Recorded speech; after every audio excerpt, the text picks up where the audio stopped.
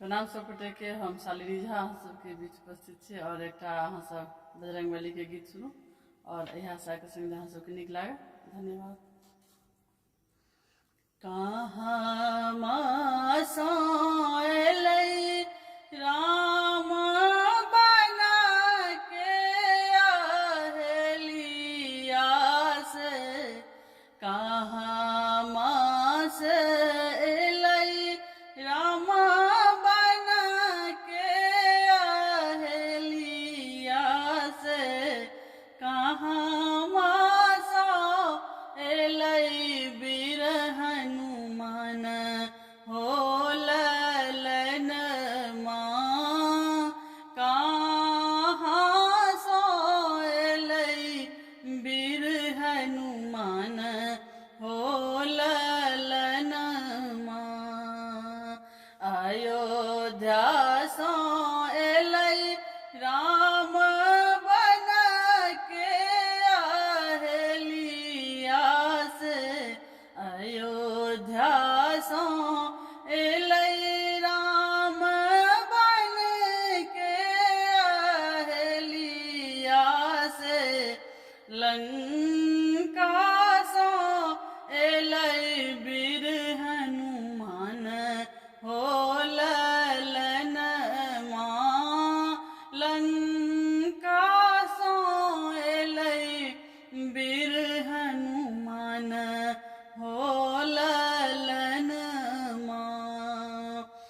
अशोक गाछ चढ़ी गेलै सीता मुख देखी लेलकै, अशोक गाछ चढ़ी गेलै सीता मुख देखी लेलकै, सुधी लाएलै वीर हनुमान हो ललन माँ, सुधी लाएलै वीर हनुमान हो ललन माँ।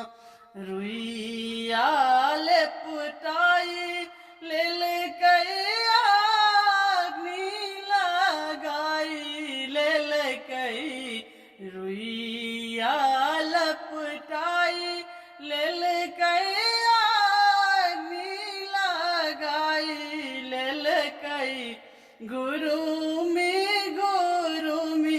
देल जराई हो ललन माँ, गुरुमी लंका जराई हो ललन माँ। मुद्रिका खसाए दिल कई सीता सुधी लैलै, मुद्रिका खसाए एलै सीता सुधी लैलै, लंका जराई एलै वीर हनुमान माँ, लंका जराई एलै वीर हनुमान माँ।